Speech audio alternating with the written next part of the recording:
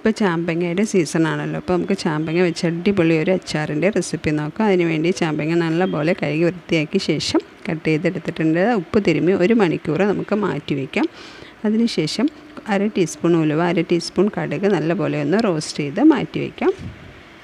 അതിനുശേഷം അതിലേക്ക് കുറച്ച് ഓയിൽ ഒഴിച്ച് കൊടുത്ത് കടുക് പൊട്ടി വരുന്നവരെ വെയിറ്റ് ചെയ്യുക. കടുക് പൊട്ടി വന്ന ശേഷം നമുക്ക് ഒരു 10 അല്ലി വെളുത്തുള്ളി നീളത്തിൽ അരിഞ്ഞതും, ഒരു പീസ് ഇഞ്ചി കനം കുറച്ച് അരിഞ്ഞത്, പച്ചമുളക്, കറിവേപ്പില ചേർത്ത് നല്ലൊരു ബ്രൗൺ കളർ ആവുന്നവരെ ഒന്ന് റോസ്റ്റ് ചെയ്തെടുക്കാം.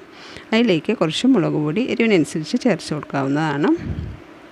ഒന്ന് ചൂടാക്കിയ ശേഷം അതിലേക്ക് ചാമ്പങ്ങ ചേർത്ത് കൊടുത്ത് നല്ലപോലെ ഒന്ന് മിക്സ് ചെയ്ത് കൊടുക്കാം. ഇനി അതിലേക്ക് നമ്മൾ കടുകും ഉലുവയും പൊടിച്ചത് ചേർത്ത് കൊടുക്കാം.